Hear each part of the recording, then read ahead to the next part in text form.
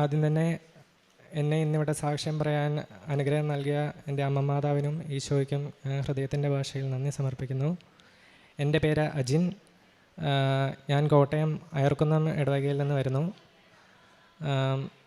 ഞാൻ ഇവിടെ കൃപാസനത്തിൽ ആദ്യമായിട്ട് ഉടമ്പടി എടുക്കാൻ വരുന്നത് സെപ്റ്റംബർ 2022 29-ാം തീയതിയാണ്. അപ്പം ഞാൻ വരുവാൻ ഇവിടെ ആദ്യം ഉണ്ടായ സാഹചര്യം എന്ന് വെച്ച് കഴിഞ്ഞാൽ ഞാൻ B.Pharm ആയിരുന്നു പഠിച്ചിരുന്നത്. അപ്പോൾ ഞാനിവിടെ വരുന്ന ദിവസം എനിക്ക് 20 സപ്ലിമെൻ്ററി ക്ലിയർ ചെയ്യാൻ വേണ്ടിയിട്ടുണ്ടായിരുന്നു. അപ്പോൾ എൻ്റെ ബാച്ച് പാസ് ഔട്ട് ആകുന്ന വർഷമാണത്. എൻ്റെ ബാച്ച് പാസ് ഔട്ട് ആയിരുന്നു ആ സമയത്ത്. അപ്പം ഞാൻ വരുവാനുണ്ടായിരുന്ന സാഹചര്യം എന്ന് വെച്ച് കഴിഞ്ഞാൽ എനിക്ക് പഠിക്കുവാൻ ശരിക്കും പറഞ്ഞാൽ കഴിവുകളൊക്കെ ഉണ്ടായിരുന്നു. പക്ഷേ എൻ്റെ ഉഴപ്പിൻ്റെ കൂടുതൽ കൊണ്ടും എൻ്റെ സ്വഭാവത്തിൻ്റെ കുറേ ദൂഷ്യവശങ്ങൾ കൊണ്ടും ഞാൻ കോളേജിൽ സപ്ലിമെൻ്ററി അടിച്ചുകൊണ്ടിരുന്നു. സപ്ലി അടിച്ച് തുടങ്ങി കഴിഞ്ഞ് കഴിഞ്ഞാൽ പിന്നെ അത് ചറപറ അടിച്ചുകൊണ്ടിരിക്കും. അപ്പോൾ ഞാൻ അങ്ങനെ എനിക്ക് ശരിക്കും പറഞ്ഞു കഴിഞ്ഞാൽ ഉഴപ്പിൻ്റെ കൂടുതൽ കൊണ്ട് തന്നെ ഞാൻ പഠിക്കുന്നില്ലായിരുന്നു. അത് വേറൊരു കാര്യം. പിന്നെ ഉഴപ്പിൻ്റെ കൂടുതൽ കൊണ്ട് തന്നെ പരീക്ഷയുടെ തലേന്നൊക്കെ ഒന്നും ഒരു സെൻറ്റൻസ് പോലും ഞാൻ പഠിക്കത്തില്ല, ബുക്ക് തുറക്കത്തില്ല. അങ്ങനെ ഞാൻ കോപ്പി അടിക്കുകയൊക്കെ ചെയ്യുമായിരുന്നു.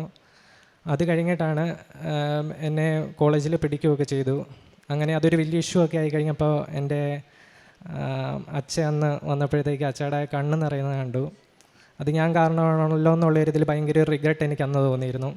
എന്നിട്ട് ഞാൻ അന്ന് എൻ്റെ അച്ഛയെ ചെന്ന് കെട്ടിപ്പിടിച്ചിട്ട് ഞാൻ അന്ന് രാത്രി പറഞ്ഞു, ഇനി ഞാൻ കാരണം ഒരിക്കലും അച്ഛൻ ഇവിടെ നാണം കെടാൻ ഇടവരത്തില്ലെന്ന് ഞാൻ പറഞ്ഞിരുന്നു. അന്ന് തന്നെ ഞാനൊരു തീരുമാനം എടുത്തു. ഇതിൻ്റെയൊക്കെ ഭാഗമായിട്ട് എന്നെ ബോയ്സ് ഹോസ്റ്റലിൽ നിന്ന് ടെർമിനേറ്റ് ചെയ്യുകയൊക്കെ ചെയ്തിരുന്നു. അപ്പോൾ ഞാൻ അന്ന് ശരിക്കും പറഞ്ഞു കഴിഞ്ഞാൽ ഞാൻ കട്ടപ്പനയിൽ ചെന്ന് കഴിയുമ്പോഴത്തേക്കും പുറത്ത് റൂം എടുത്തായിരുന്നത് 3 മാസം കൂടെ എൻ്റെ കോഴ്സ് കംപ്ലീറ്റ് ചെയ്യാൻ വേണ്ടിയിട്ടുള്ളൂ. അപ്പോൾ സ്റ്റാഫൊക്കെ ആയിട്ടുള്ള ഇഷ്യൂ ഒക്കെ കാരണം അവരെന്നെ മനഃപൂർവ്വം ടെർമിനേറ്റ് ചെയ്തു.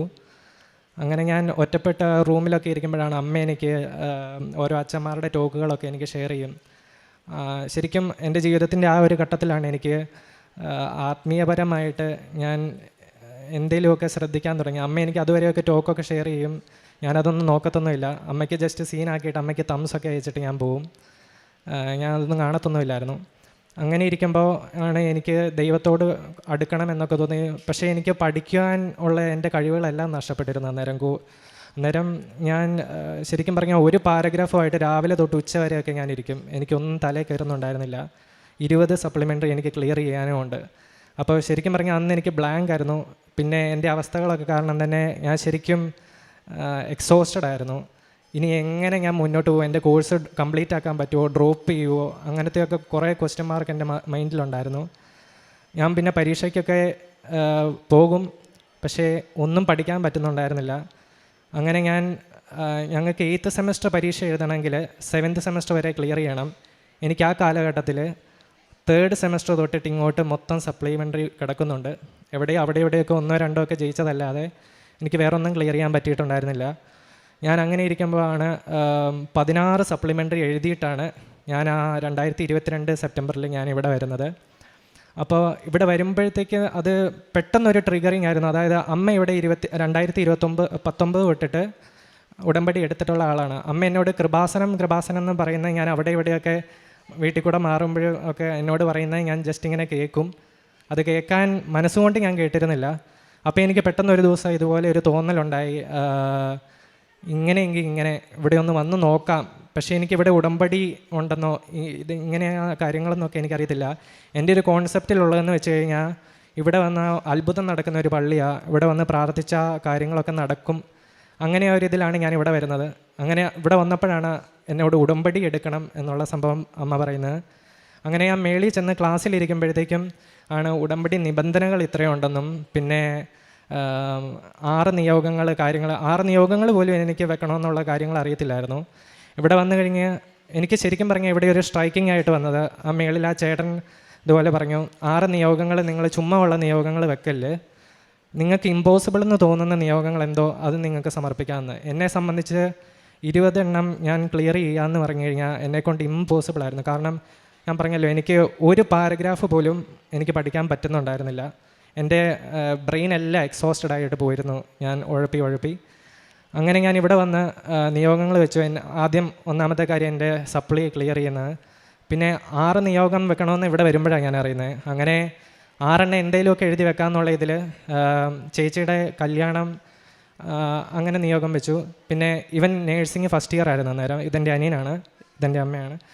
അപ്പോൾ ഇവൻ നേഴ്സിംഗ് ഫസ്റ്റ് ഇയർ പഠിച്ചുകൊണ്ടിരുന്ന സമയത്ത് ഇവൻ ഫസ്റ്റ് ഇയറിൻ്റെ സ്റ്റഡി ലീവിന് വീട്ടിൽ വരുമ്പോൾ ഇവൻ ബാഗിൻ്റെ സിബ് പോലും തുറക്കാതെയാണ് ഇവൻ പരീക്ഷയുടെ തലേന്ന് ഫസ്റ്റ് ഇയർ പരീക്ഷ എഴുതാൻ പോയത്. ഇത് ഞാൻ കണ്ടിരുന്നു. പക്ഷേ എനിക്ക് ഇവനോടൊന്നും പറയാൻ പറ്റത്തുണ്ടായിരുന്നില്ല. കാരണം ഞാൻ സപ്ലി അടിച്ച് കിടക്കുന്ന ഒരാളാണ്. അപ്പം ഞാൻ ഇവനോട് എന്ത് പറഞ്ഞ് ഉപദേശിച്ചാലും ഇവൻ അത് എടുക്കത്തില്ല. അതുകൊണ്ട് തന്നെ എനിക്കൊന്നും പറയാൻ പറ്റത്തുണ്ടായിരുന്നില്ല. ഞാനിവിടെ വന്ന് ചുമ്മാ ഒരു നിയോഗം എഴുതിയിട്ടു. ഞാൻ ഇവിടുന്ന് ഉടമ്പടി എടുത്തു പോയി. ഒരാഴ്ച കഴിഞ്ഞപ്പം ഇപ്പോൾ ചേച്ചിയെ കല്യാണം കഴിച്ചിരിക്കുന്ന ചേട്ടൻ പെണ്ണ് കാണാൻ വരികയും 2 മാസത്തിനുള്ളിൽ തന്നെ കല്യാണം വളരെ ഭംഗിയായിട്ട് നടക്കുകയും അത് മാത്രമല്ല ഞങ്ങളുടെ കുടുംബത്തിന് ഏറ്റവും ചേർന്ന രീതിയിലും ചേച്ചി ഏറ്റവും സപ്പോർട്ടീവായിട്ടും ഒരു വക ദുശീലങ്ങളും ഇല്ല, എന്നാൽ ദൈവത്തോട് ഏറ്റവും കൂടുതൽ ചേർന്നിരിക്കുന്ന ഒരു ചേട്ടനെ തന്നെ ഞങ്ങൾക്ക് നൽകി അനുഗ്രഹിച്ചു. പിന്നെ ഞാൻ ഉടമ്പടി എടുത്ത് പോയി 2 ആഴ്ച കഴിഞ്ഞപ്പോഴത്തേക്ക് ഇവൻ്റെ റിസൾട്ട് വന്നു. ശരിക്കും പറഞ്ഞാൽ എൻ്റെ ഉടമ്പടിയിലെ ടേണിംഗ് പോയിൻ്റ് ഇവൻ്റെ റിസൾട്ടാണ്. ഇവൻ ജയിച്ചു എന്ന് കണ്ടു കഴിഞ്ഞപ്പോഴത്തേക്ക് ഞാൻ ശരിക്കും പറഞ്ഞു കഴിഞ്ഞാൽ അന്തം വിട്ടുപോയി. ഇവൻ തോക്കുമെന്ന് 100% ഉറപ്പിച്ചിരുന്നായിരുന്നു ഞാൻ. കാരണം അതുപോലെ ഞാൻ ഒരു സെൻറ്റൻസ് പഠിക്കാൻ കാണിക്കുന്ന ഇതുപോലും ഇവൻ കാണിക്കാതെയാണ് ഇവൻ തിരിച്ചു പോയിരുന്നത്. അപ്പോൾ ഇവൻ തോക്കുമെന്നുള്ള ഉറപ്പാണ്. ഇവൻ ജയിച്ചെന്ന് കണ്ടപ്പോൾ ഞാൻ ശരിക്കും പറഞ്ഞാൽ അന്തം വിട്ടുപോയി. ഞാൻ ശരിക്കും പറഞ്ഞാൽ ഉടമ്പടി എടുത്ത ആദ്യ കാലഘട്ടത്തിൽ എനിക്ക് കൂടുതലൊന്നും അറിയത്തില്ല. ഞാൻ ആ പത്രികയുടെ ഫ്രണ്ടിലുള്ള കാര്യങ്ങൾ മാത്രമേ ഫോളോ അപ്പ്. ഇത് ചെയ്താൽ ഉടമ്പടി ആകും എന്നുള്ള ഒരു കോൺസെപ്റ്റുള്ള ആളായിരുന്നു ഞാൻ. അങ്ങനെ ഞാൻ അത് അങ്ങനെ ജീവിച്ച് എൻ്റെ അറിവില്ലായ്മ കൊണ്ടാണ് അങ്ങനെ പോയത്. പിന്നെ ഞാൻ എവിടെയെങ്കിലും തെറ്റിച്ച് കഴിഞ്ഞാൽ ഞാൻ വിചാരിക്കും എൻ്റെ ഉടമ്പടി തെറ്റി, ഇനി അടുത്ത പുതുക്കലി ശരിയാക്കാം. പിന്നെ ഞാൻ നോർമലി പഴയ ആ ഒരു സ്വഭാവം തന്നെ. എനിക്ക് ദേഷ്യം നല്ലപോലെ ഉണ്ടായിരുന്നു. ദേഷ്യം എന്ന് വെച്ചാൽ എൻ്റെ എതിര് നിൽക്കുന്ന ആരാണോ അവരെ ഞാൻ മാക്സിമം ഹെർട്ട് ചെയ്ത് കരയിപ്പിക്കും. അങ്ങനത്തെ രീതിയിൽ എന്തും ചെയ്യും. അതുപോലെ ദേഷ്യം വരുമായിരുന്നു എനിക്ക്. അപ്പോൾ ഞാൻ അതുപോലെ ഇങ്ങനെ വന്ന് പിന്നെ ദേഷ്യമൊക്കെ ഉടമ്പടിയിലായിരിക്കുമ്പോൾ തന്നെ എൻ്റെ ദേഷ്യമൊക്കെ പിന്നെ വരേണ്ട സാഹചര്യങ്ങളിൽ ഞാൻ നന്നായിട്ട് ദേഷ്യപ്പെടും. പിന്നെ അടുത്ത പുതുക്കൽ വരുമ്പോഴത്തേക്കും കുറച്ച് കാലത്തേക്ക് നന്നായിട്ട് ഇതാക്കുക. ആ കാലഘട്ടങ്ങളിൽ എനിക്ക് വെച്ചിരിക്കുന്ന നിയോഗങ്ങൾ നടക്കും. ഇതിനോടിടയ്ക്ക് അതായത് 2019 തൊട്ടിട്ടാണ് ഞാൻ സപ്ലി അടിച്ചു തുടങ്ങിയിരുന്നത്. 2019 തൊട്ട് 2022 കാലഘട്ടം വരെ ഞാൻ മൊത്തം 100ഓളം പരീക്ഷകൾ എഴുതിയിട്ടുണ്ട്, സപ്ലി റീസപ്ലി ആയിട്ടൊക്കെ. അപ്പോൾ അങ്ങനെ എഴുതിയിട്ടും ഞാൻ മൊത്തത്തിൽ ആ 3 വർഷത്തിനോടിടയ്ക്ക് 1-2 പരീക്ഷകളൊക്കെ ജയിച്ചിട്ടുള്ളതായിരിക്കും. എനിക്ക് പക്ഷേ ഒരു ടെൻഷനോ അങ്ങനെ ഒരു ഇതോ കാര്യങ്ങളൊന്നും ഉള്ള ആളല്ല. ഞാൻ സപ്ലി അടിച്ചെന്ന് പറഞ്ഞാൽ പോട്ടെ അടുത്തതാണ് നമുക്ക് എടുക്കാം, അങ്ങനത്തെ ഒരു രീതിയിൽ എന്നെ തന്നെ പറഞ്ഞ് വിശ്വസിപ്പിക്കും. പിന്നെ അത് കഴിഞ്ഞിട്ട് ഇങ്ങനെ ഉഴപ്പിക്കൊണ്ട് നടക്കുന്ന സമയത്താണ് എൻ്റെ കയ്യിൽ നിന്ന് ഈ കാശ് രൂപം കാണാതെ പോയി. എൻ്റെ ബസ്സിൽ നിന്ന് എൻ്റെ പേഴ്സ് പോയി, കാശ് രൂപം കാണാതെ പോയി. അതെനിക്ക് പോകും. പിന്നെ എനിക്ക് അന്നേരം സപ്ലി ഇത്ര എണ്ണം ക്ലിയർ ചെയ്യണമല്ലോ എന്നുള്ള ഒരു ഇതുകൊണ്ട് ശരിക്കും ഡിസ്റ്റർബ്ഡ് ആയിരുന്നു ഞാൻ. ആ സമയം തന്നെ എൻ്റെ കാലിൻ്റെ ലിഗമെൻ്റ് ACL ഗ്രേഡ് 3 എനിക്ക് ടീർ വന്നു. അപ്പോൾ എനിക്കങ്ങനെ വന്നത് അത് ശരിക്കും പറഞ്ഞു കഴിഞ്ഞാൽ ഏറ്റവും ചുരുങ്ങിയത് ഒരു 1.5 വർഷം എടുക്കും ഒരു മനുഷ്യന് അത് ക്ലിയർ ചെയ്യാൻ വേണ്ടി. അതും ഇപ്പോൾ കളിക്കാരൊക്കെ എന്ന് വെച്ച് കഴിഞ്ഞാൽ ഏറ്റവും അഡ്വാൻസ്ഡ് ട്രീറ്റ്മെൻറ്റ് അവർക്ക് ലഭിച്ചിട്ട് തന്നെ ഏറ്റവും ചുരുങ്ങിയത് 1 വർഷം കൊണ്ടേ അവർ ഹീൽ ചെയ്യത്തുള്ളൂ. അപ്പം എനിക്ക് സർജറി വേണം എന്നുള്ളത് എനിക്ക് മാത്രമേ അറിയത്തുള്ളൂ. വീട്ടിൽ ആരോടും ഞാൻ പറഞ്ഞിട്ടില്ല. കാരണം സർജറിക്ക് 1.5 ലക്ഷം രൂപ വേണ്ടി വരും. അപ്പോൾ അത് വീട്ടിൽ പറയാൻ എനിക്ക് ഭയങ്കര ബുദ്ധിമുട്ടായിരുന്നു. കാരണം ഞാൻ തന്നെ അമ്മ പറയുന്നത് കേൾക്കാതെ കളിക്കാൻ പോയപ്പോൾ സംഭവിച്ചതാണ് എനിക്കിത്. അപ്പോൾ അതുകൊണ്ട് തന്നെ എനിക്കിത് പറയാൻ ബുദ്ധിമുട്ടായിരുന്നു. അങ്ങനെ ഞാൻ ആ കാല് പോയിരുന്ന ക്രച്ചസിൽ എൻ്റെ മനസ്സിൽ ആരോ തോന്നിപ്പിച്ചു, വീണ്ടും വന്ന് ഉടമ്പടി എടുക്കണം, എനിക്ക് ഉടമ്പടി നന്നായിട്ട് ചെയ്യണം. ഇനി ഉടമ്പടി ഫ്രണ്ടിലുള്ളത് മാത്രമല്ല പുറകിലത്തെ അസസ്മെൻറ്റിൽ പറയുന്ന കാര്യങ്ങളും ഒക്കെ നന്നായിട്ട് ഫോളോ അപ്പ് ചെയ്യണം എന്നുള്ള രീതിയിൽ ഞാൻ വീണ്ടും ഇവിടെ വന്നു. ക്രച്ചസിൽ ഞാൻ കാല് ബാൻഡേജൊക്കെ ഇട്ട് ഞാൻ ക്രച്ചസിൽ തന്നെ ഇവിടെ വന്നിരുന്നു. അന്ന് ഞാൻ ഉടമ്പടി എടുത്തു. ഉടമ്പടി ഇനി നന്നായിട്ട് ഫോളോ അപ്പ് ചെയ്യാമെന്നുള്ളൊരു മൈൻഡിൽ ഞാൻ പോയി. പിന്നീട് ഞാനാണെങ്കിൽ എനിക്ക് കാല് അതുപോലെ ആയതുകൊണ്ട് എനിക്ക് ദിവസേന പള്ളിയിൽ പോകാൻ സാധിക്കുന്നുണ്ടായിരുന്നില്ല. പിന്നെ ഞാനാണെങ്കിൽ അതുകൊണ്ട് തന്നെ ഞാൻ എൻ്റെ റൂമിലിരുന്നിട്ട് ഞാൻ യൂട്യൂബ് എടുത്തിട്ട് കുർബാന കൂടാൻ വേണ്ടി തുടങ്ങി. ഇനി ഞാൻ എൻ്റെ കാല് ശരിയായി കഴിയുമ്പോഴത്തേക്ക് ഞാൻ ഡയറക്റ്റ് പള്ളിയിൽ വന്നോളാം എന്ന് ഞാൻ ദൈവത്തോട് പറഞ്ഞു. അങ്ങനെ ഇത് തുടങ്ങിക്കഴിഞ്ഞ് 2 മാസം കഴിഞ്ഞപ്പോഴത്തേക്ക് ഒരു ദിവസം ഞാനൊരു സാക്ഷ്യം കാണുവാണ്. ഒരു ചേച്ചിക്ക് ഇതുപോലെ കാലിൻ്റെ ഇത് ഹീൽ ചെയ്യുന്നത്, ലിഗമെൻ്റ് അല്ല, എന്തോ കാലിൻ്റെ ഇത് നേരെയാകുന്നത്. അപ്പം ഞാൻ എൻ്റെ മനസ്സിലിങ്ങനെ മാതാവിനോട് ഇതുപോലെ എൻ്റെ കാലിനും ഇതുപോലെ ആകുമായിരുന്നേ നല്ലതായിരുന്നു. കാരണം ഞാൻ ആ റൂം വിട്ടിട്ട് വീട്ടിൽ നിന്ന് പുറത്തിറങ്ങുന്നത് കുളിക്കാൻ വല്ലതും പോകുമ്പോഴേ ഇറങ്ങാറുള്ളൂ. അല്ലാതെ അങ്ങനെ ഇരുന്ന് ശരിക്കും എനിക്ക് ശീലമില്ല, മടുപ്പായി. അങ്ങനെ ഞാൻ അങ്ങനെയൊന്ന് മനസ്സിലാഗ്രഹിച്ച് ഞാൻ ഈ കാലിന് ഇതുപോലെ വന്നു കഴിഞ്ഞാൽ നമ്മുടെ കാല് മടങ്ങത്തില്ല. പിന്നെ അത് മാത്രമല്ല, ഞാൻ ജീവിതത്തിൽ അനുഭവിച്ചത് ഏറ്റവും വലിയ വേദനയായിരുന്നു എനിക്കൊന്ന് ഉറങ്ങാൻ പോലും പറ്റത്തുണ്ടായിരുന്നില്ല. അപ്പോൾ ഞാൻ എണീറ്റ് നിന്നപ്പോഴത്തേക്ക് എനിക്ക് വേദനയില്ല. അപ്പോൾ ശരിക്കും പറഞ്ഞാൽ ഞാൻ ഞെട്ടിപ്പോയി. പിന്നെ ഈ കാല് പാർഷ്യലിയേ മടങ്ങത്തുള്ളൂ. ഞാൻ മടക്കി നോക്കിയപ്പോഴത്തേക്ക് എനിക്ക് കാല് ഫുള്ള് മടങ്ങുന്നുമുണ്ട്. അന്നേരം ഞാൻ എൻ്റെ ഒരു എക്സൈറ്റ്മെൻറ്റ് കൊണ്ട് ഞാനൊന്ന് നടന്നു നോക്കി. നോർമലി എനിക്ക് നടക്കാൻ പറ്റുന്നുണ്ട്. പിന്നെ അത് കഴിഞ്ഞിട്ട് ഞാൻ ഒന്ന് ഓടി നോക്കിയപ്പോൾ എനിക്ക് ഓടാനും പറ്റുന്നുണ്ട്. എന്നിട്ട് ഞാൻ ഈശോയോട് പറഞ്ഞു, ഇന്ന് രാത്രി ആരാധന ഞാൻ കൂടുമ്പോൾ എനിക്ക് മുട്ട് മടക്കാനും കൂടെ പറ്റിക്കഴിഞ്ഞാൽ എനിക്ക് പൂർണ്ണമായിട്ട് സൗഖ്യമായെന്ന് ഞാൻ ഉറപ്പിക്കും. കാരണം എനിക്ക് മുട്ട് മടങ്ങത്തില്ല. മുട്ട് 1.5 വർഷം കഴിഞ്ഞാലേ മടങ്ങത്തുള്ളൂ.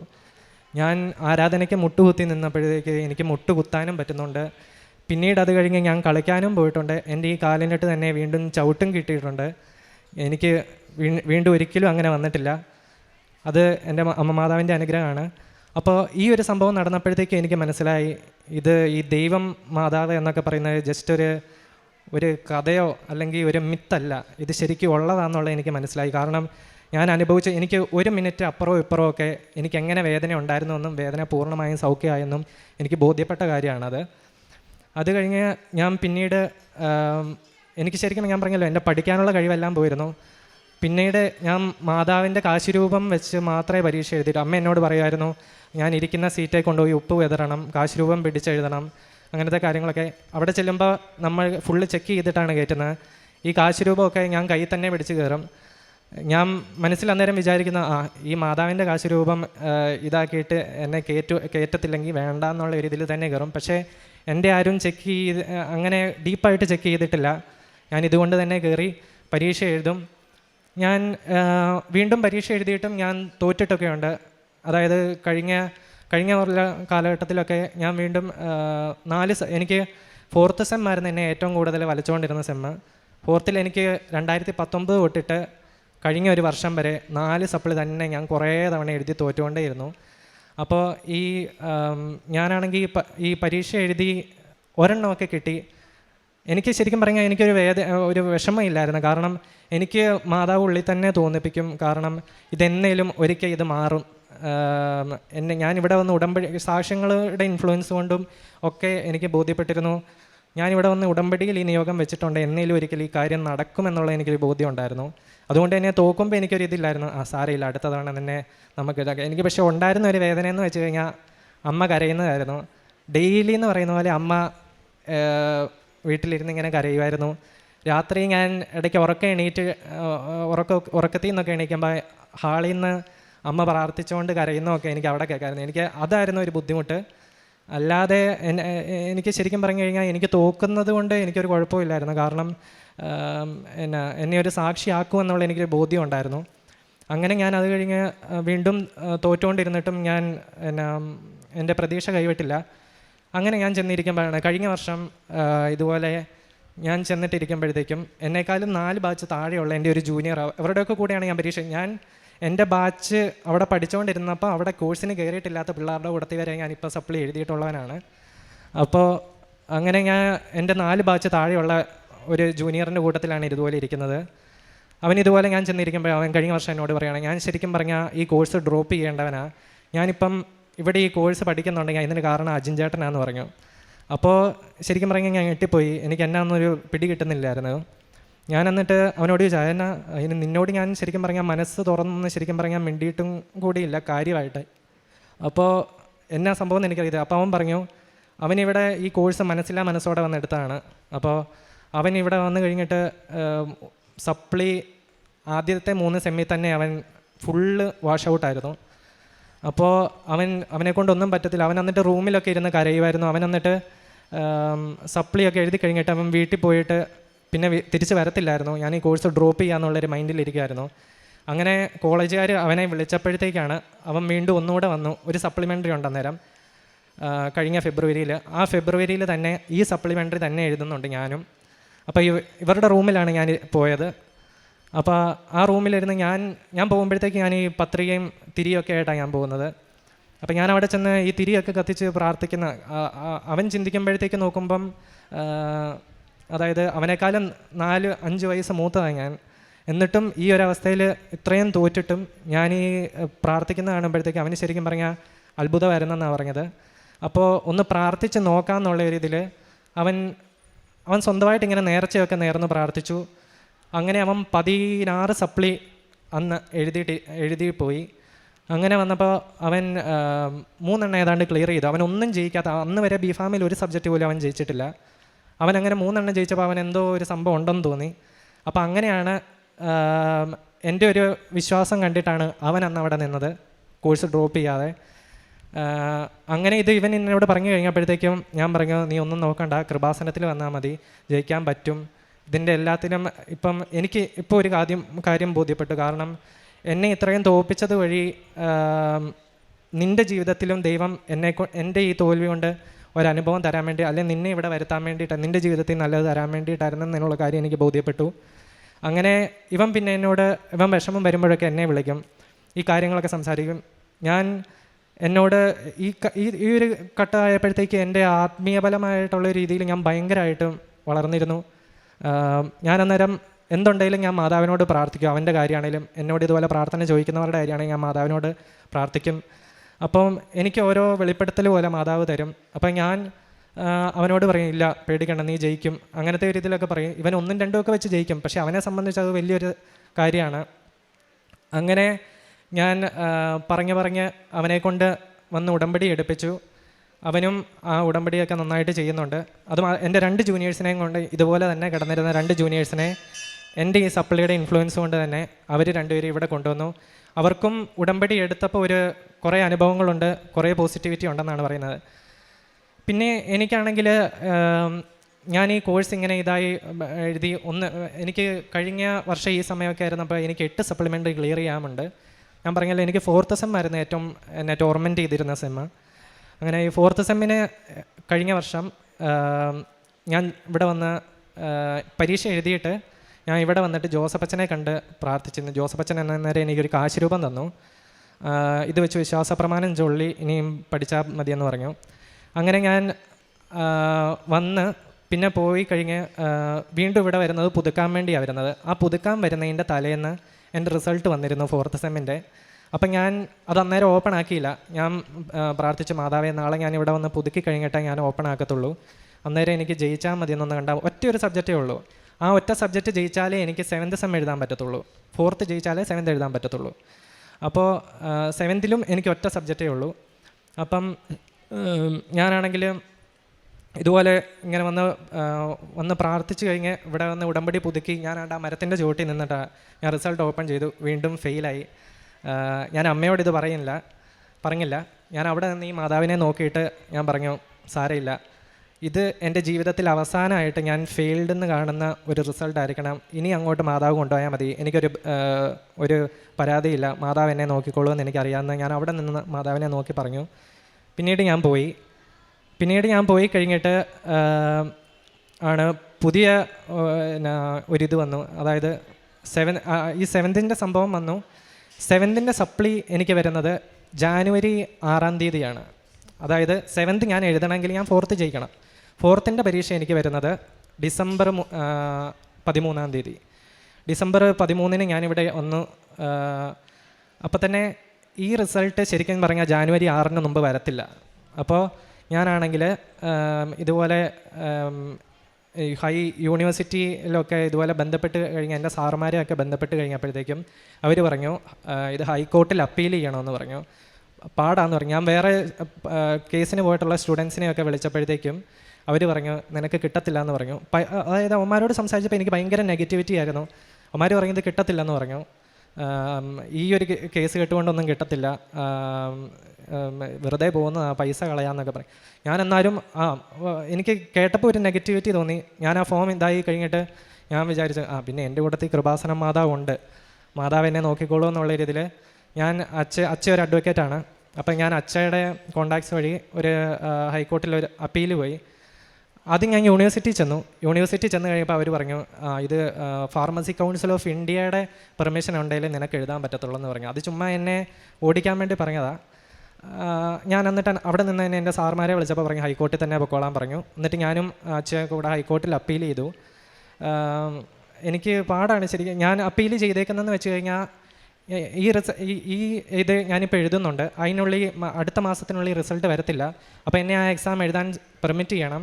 എന്നിട്ട് ഈ റിസൾട്ട് ഞാൻ ജയിച്ചാൽ മാത്രമേ എൻ്റെ സെവൻത്തിൻ്റെ റിസൾട്ട് വരുന്നത് പബ്ലിഷ് ചെയ്താൽ മതിയെന്ന് ഉള്ളൊരു അപ്പീലിനാണ് ഞാൻ പോയത്. ഈ 7th 4th ജയിച്ചാലേ എനിക്ക് 8th എഴുതാൻ പറ്റത്തുള്ളൂ. അപ്പം ഞാനാണെങ്കിൽ ഇതുപോലെ ആ സമയത്ത് ഡിസംബർ 13 ഞാൻ പരീക്ഷയ്ക്ക് ചെന്നപ്പോഴും ഈ പറയുന്ന എൻ്റെ ജൂനിയറൊക്കെ അവിടെയുണ്ട്, അവനും ആ പരീക്ഷ എഴുതുന്നുണ്ട്. അവനൊക്കെ ഈ കേസിൻ്റെ കാര്യമൊക്കെ അറിയാം. അപ്പം അവനോടൊക്കെ ഞാൻ ധൈര്യമായിട്ട് പറഞ്ഞു സാരില്ല, അടുത്ത മാസം ഞാൻ പരീക്ഷ എഴുതും. ഞാൻ കോൺഫിഡൻ്റ് ആയിട്ട് തന്നെ പറഞ്ഞു. അടുത്ത അതുപോലെ ഒരു കോൺഫിഡൻസ് എനിക്കുണ്ടായിരുന്നു. നോർമലി ഞാൻ ഭയങ്കര പേടിച്ച് ഇരിക്കുന്ന ഒരിതല്ല. അപ്പോൾ എനിക്കൊരു ഭയങ്കര കോൺഫിഡൻസ് ഉണ്ടായിരുന്നു. പിന്നെ പ്രത്യേകിച്ച് മാതാവിൻ്റെ ഈശോയുടെ ഒരു ധൈര്യവും കൂടെ കിട്ടുമ്പോൾ എക്സ്ട്രാ ഒരു കോൺഫിഡൻസ് ആണ്. അപ്പോൾ ഞാൻ പറഞ്ഞു കേസൊക്കെ ഞാൻ പാസ്സാവും, എനിക്ക് കിട്ടും, എനിക്ക് അപ്പീൽ ചെയ്ത് എനിക്ക് പാസ്സാവും എന്നൊക്കെ പറഞ്ഞു. അങ്ങനെ ഞാൻ ആ 4th പരീക്ഷ എഴുതിയിട്ട് ഞാൻ പോയി. അങ്ങനെ ഡിസംബർ 19 എൻ്റെ ഹിയറിങ്. അന്ന് എൻ്റെ ഹിയറിങ് എടുത്തില്ല. അന്ന് എൻ്റെ ഹിയറിങ് എടുത്തിട്ട് പറഞ്ഞു ഇതെന്തുകൊണ്ട് അങ്ങനെ ഏതാണ്ട് ചോദിച്ചു.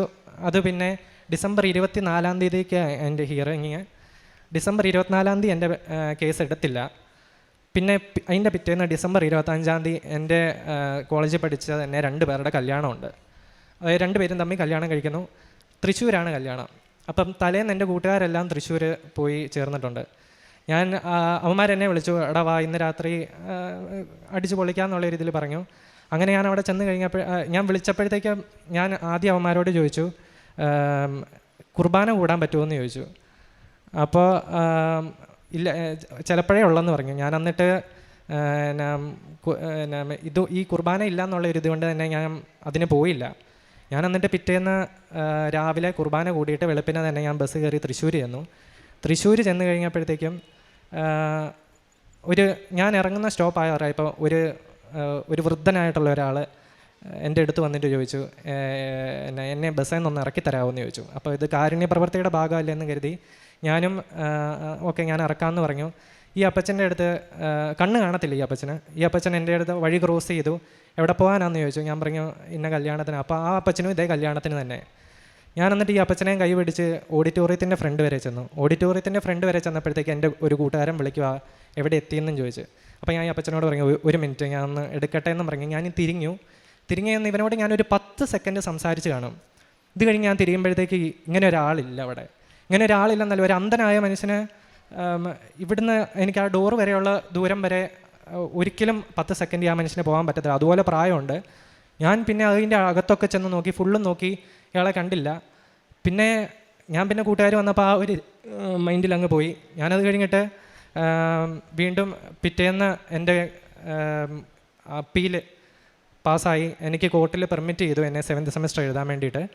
ഞാൻ എന്നിട്ട് ഇങ്ങനെ ഇരിക്കും. അപ്പോഴാണ് എൻ്റെ മൈൻഡിൽ മാതാവ് തോന്നിക്കുകയാണ് ഇങ്ങനെ ഒരാളെ കണ്ട് ഈ ഒരു അനുഭവം ഓർപ്പിക്കുകയാണ്. ഞാൻ എന്നിട്ടാണെങ്കിൽ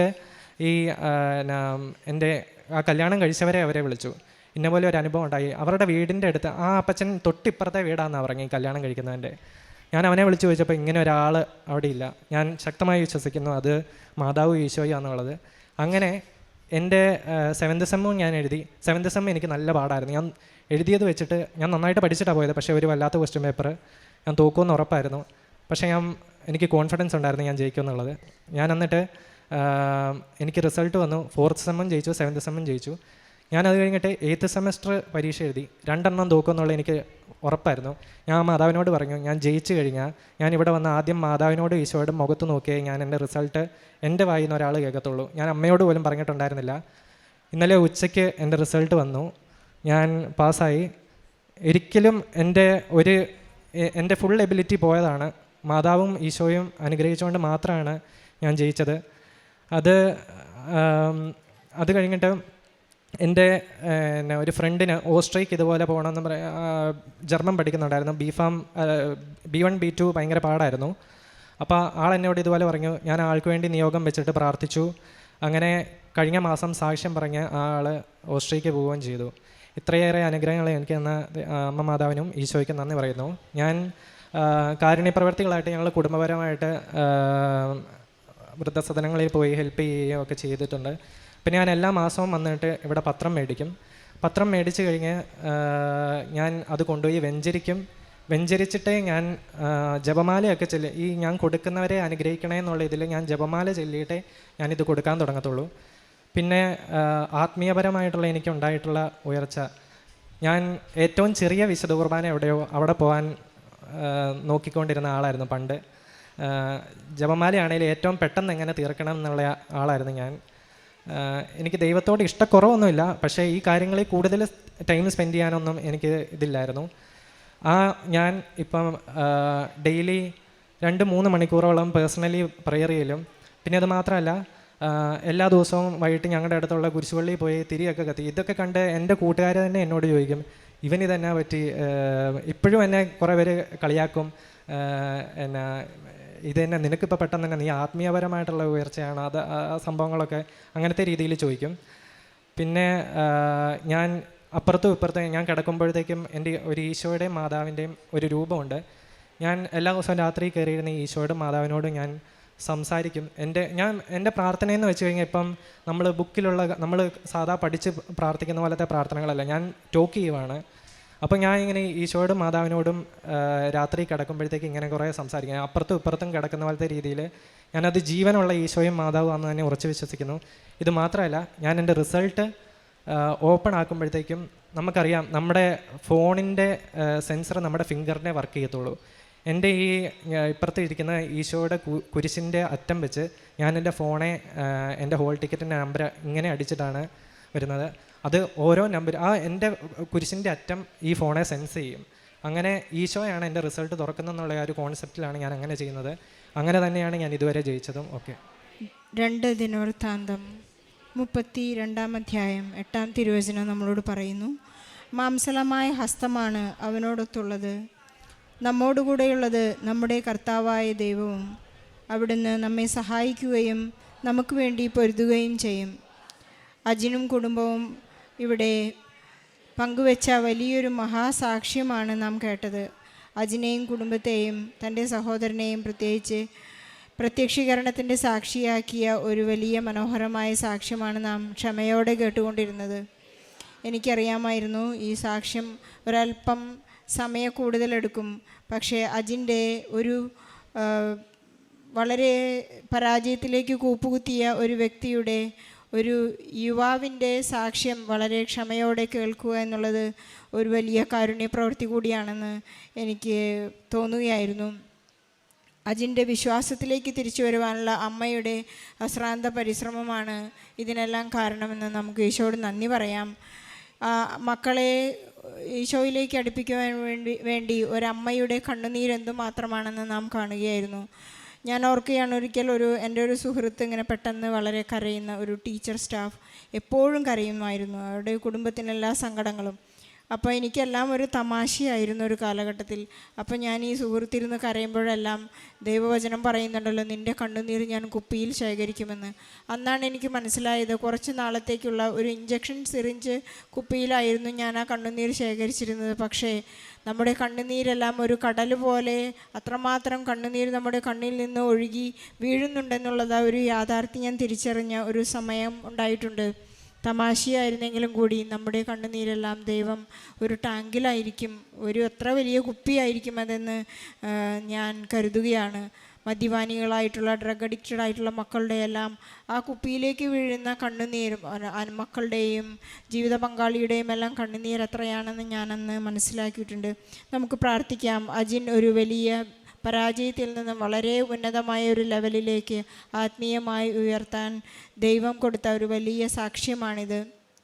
അതുപോലെ തന്നെ താൻ പറയുമായിരുന്നു, തൻ്റെ അനിയനെ കൊടുത്ത ഒരു വലിയ കൃപയാണ്. അവൻ ബാഗിൻ്റെ സിപ്പ് പോലും തുറക്കാതെ പോയി പരീക്ഷ എഴുതിയിട്ട് അവൻ ജയിച്ചു എന്നുള്ളതാണ് ഫസ്റ്റ് ഇൻസെൻറ്റീവായിട്ട് ഈശോ കൊടുത്ത അനുഗ്രഹം. അതിൽ നിന്നാണ് ഈശോ ഇവരെ കൈപിടിച്ചുയർത്തുന്നത്. ദൈവത്തിലേക്ക് കൈപിടിച്ചുയർത്തിയ ഒരു അനുഗ്രഹം.